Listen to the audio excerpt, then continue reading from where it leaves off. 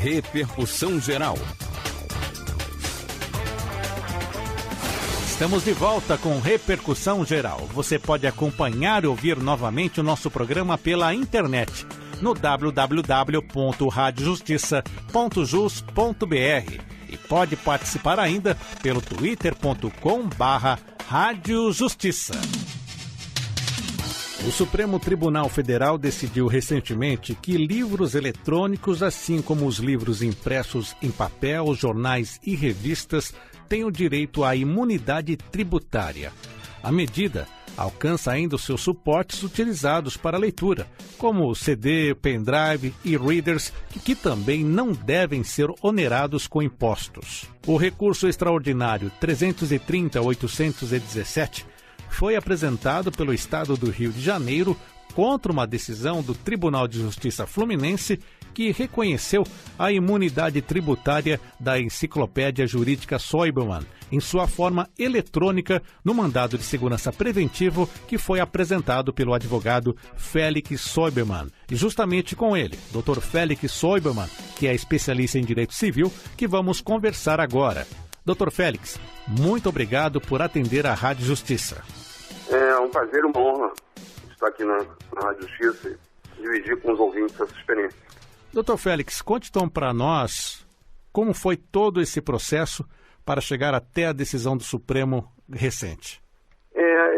Nós aqui no Rio já estávamos assim, prevenidos contra a possibilidade de sofrer tributação desse produto, né? Que era a Enciclopédia Jurídica Soibelman, que nós havíamos editado sob a forma eletrônica, né? Ela já era um livro que já tinha várias edições e reimpressões, né?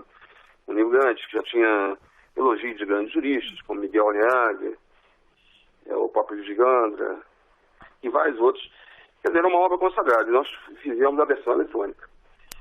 E já cientes de que poderia acontecer isso, resolvemos nos antecipar ao Estado e entrar com aquilo que se chama um mandado de segurança preventivo.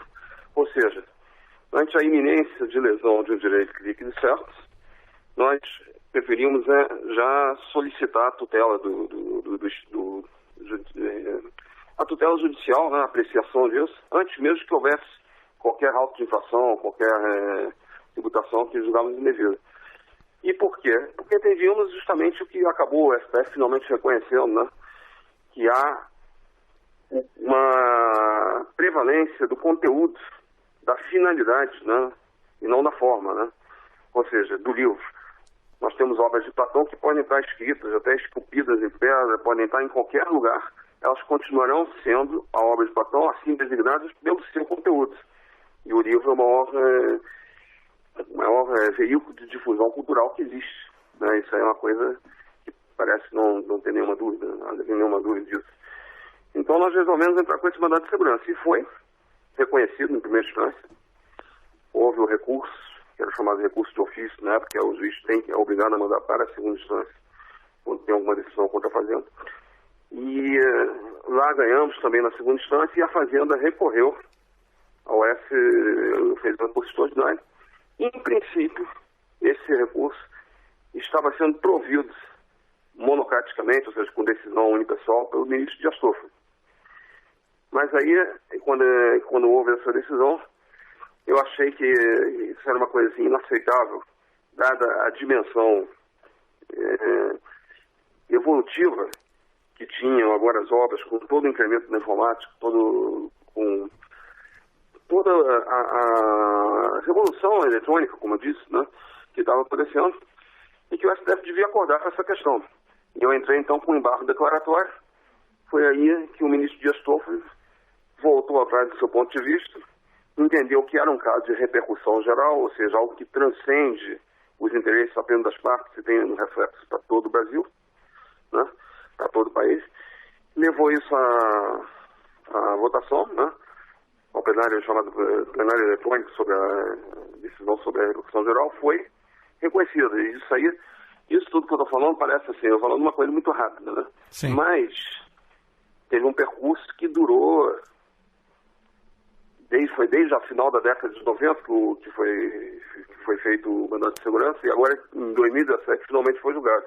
Mas não importa, o que importa é que foi uma luta árdua, né? porque nesse interregno, muitas transformações e que deram muito mais familiaridade com esse formato eletrônico foram ocorrendo, né?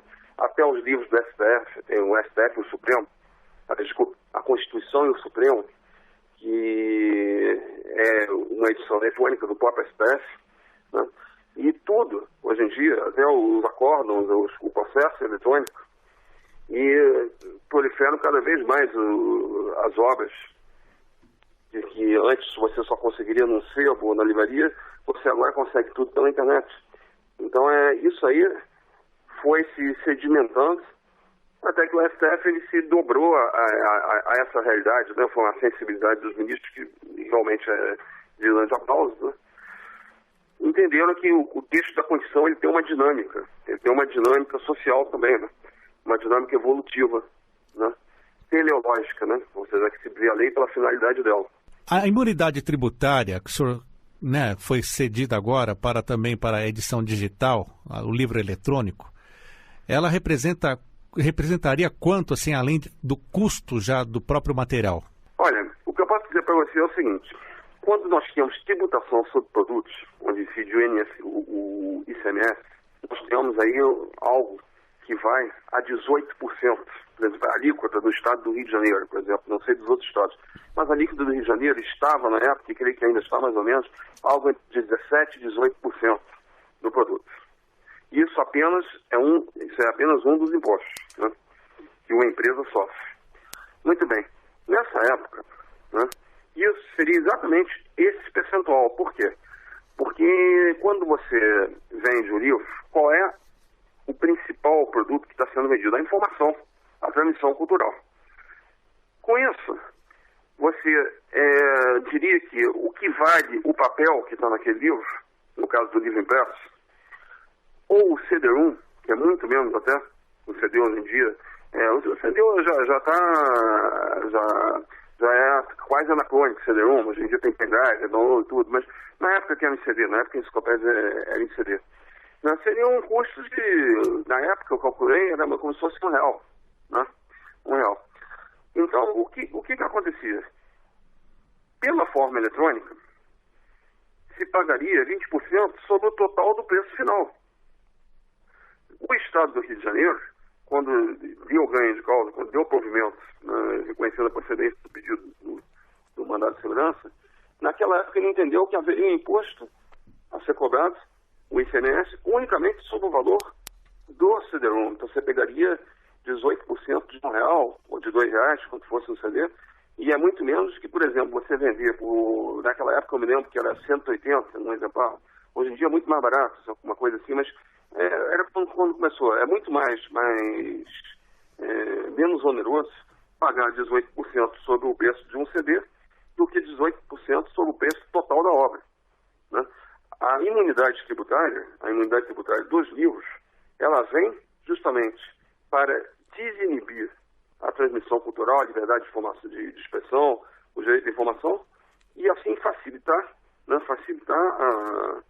a proliferação, para facilitar a venda, para facilitar o alastramento, né, desse tipo de produto, que é um produto cultural, o livro, né? Então, eu acho que se é que é isso que você está querendo saber, seria mais ou menos isso. Há uma diminuição sensível no preço final para o consumidor. Só que hoje em dia, o Estado já estava ensaiando cobrar também das obras por download. E essa decisão, ela vai frear essa pretensão do Estado. E a decisão do STF, quando há uma causa de repercussão geral, o STF está autorizado a ir até mais além do que estava sendo discutido, né?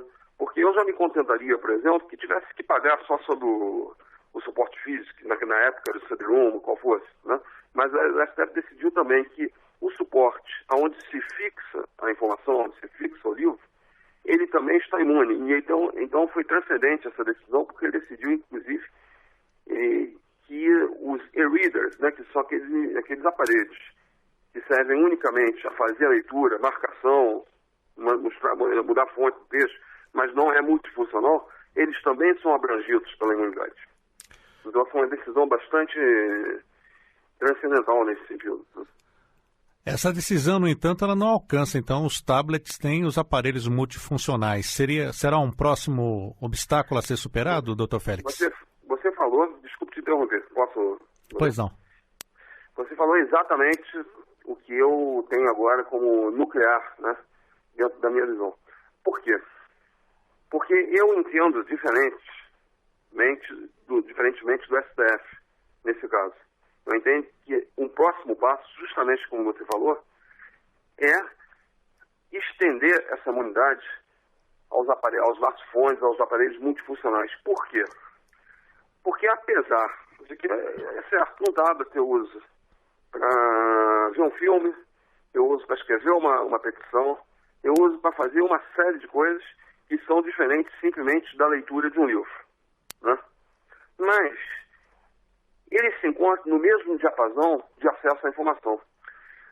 Se você vir o voto do ministro Toffoli, que foi um voto que eu realmente ia descumprimentar o ministro, que foi um voto extraordinário, porque se você vir esse voto, ele fez uma exposição do histórico da evolução da tributação e inseriu ali um elemento muito interessante. Ou seja, que no Estado Novo, a repressão política, em vez de ser uma repressão física, uma repressão ostensiva somente, ela também se pautava por ser uma repressão sob a forma de oneração dos materiais usados para a impressão dos jornais. Então, ele até leu uma passagem da pessoa que era responsável por isso, eu esqueci de qual livro ele tomou a informação, o que era mais ou menos, entre aspas, o censor da época. Ele falava que se obteve muito mais resultados encarecendo o material do que fazendo a repressão pura e simples dos jornais. Então, que quando eram jornais amigos, jornais que eram aderentes ao sistema, não se fazia nada, aquela regra do Getúlio, né? Para os amigos, tudo, para os inimigos, a lei. Então, portanto, quando era algo fabricado, quando era um jornal que era de oposição, eles faziam todos os embaraços fiscais encarecendo a produção do jornal. Isso aí acabava custando caríssimo. Então, o ministro Dias Toffoli sinalizou muito bem que a desoneração tributária dos livros e jornais, nos periódicos, e os periódicos veio como uma salvaguarda, né? Uma cautela contra esse tipo de procedimento, né? Também por parte dos governos vindouros, quando caiu o Getúlio, quando acabou o Estado Novo, acabou a ditadura, começou a se implementar isso, né? E ele contou também que, isso é um fato que eu não sabia, né, que o escritor Jorge Amado, que na época era deputado, que pediu a inclusão dos livros entre os elementos que seriam abrangidos pela imunidade, que antes seriam só os jornais, né? E foi uma medida providencial, né? E há uma diferença também, né, doutor Félix, sobre imunidade e isenção tributária, né? Há uma diferença. Essa isenção ela pode ser suspensa a qualquer momento. Essa lei pode ser revogada, a lei que concedeu a isenção. Já a imunidade tributária, como eu disse, não priva da mesma natureza. Por quê? A imunidade tributária ela vem como origem constitucional, tem origem constitucional, e não existe fato gerador. Ou seja, nunca aquele fato gerará a obrigação de pagar imposto. Na isenção, isso é apenas algo momentâneo que pode ser revogado, mas não é proibido. Entendeu? Então, acho que com esse esclarecimento, né, fica bastante evidente a diferença, né? E eu quero agradecer a participação do Dr. Félix Soiberman. Ele repercutiu conosco a decisão do Supremo Tribunal Federal que decidiu que livros eletrônicos, assim como os livros impressos em papel, jornais e revistas, têm o direito à imunidade tributária. E essa medida alcança ainda os suportes utilizados para leitura, como CD, pendrive e readers, que não serão onerados por impostos. O Dr. Félix Soiberman foi o autor do mandado de segurança preventivo que ele apresentou junto ao Tribunal de Justiça do Rio de Janeiro no final da década de 1990 para garantir a imunidade tributária da enciclopédia jurídica Soiberman mas o Estado do Rio de Janeiro recorreu e essa decisão veio parar aqui no Supremo Tribunal Federal. Doutor Félix, muito obrigado por nos atender. Obrigado, eu também. O Repercussão Geral de hoje vai ficando por aqui. Teve a apresentação e edição de Sérgio Duarte, produção Camila Rodrigues, trabalhos técnicos de Vidigal Barbosa e Flávio Faria, coordenação de jornalismo de Arthur Filho, Secretaria de Comunicação Social, Supremo Tribunal Federal. Continue na Rádio Justiça ou acesse a nossa programação pela internet no www.radiojustiça.jus.br. Tenha um ótimo dia. Você acompanhou na Rádio Justiça Repercussão Geral.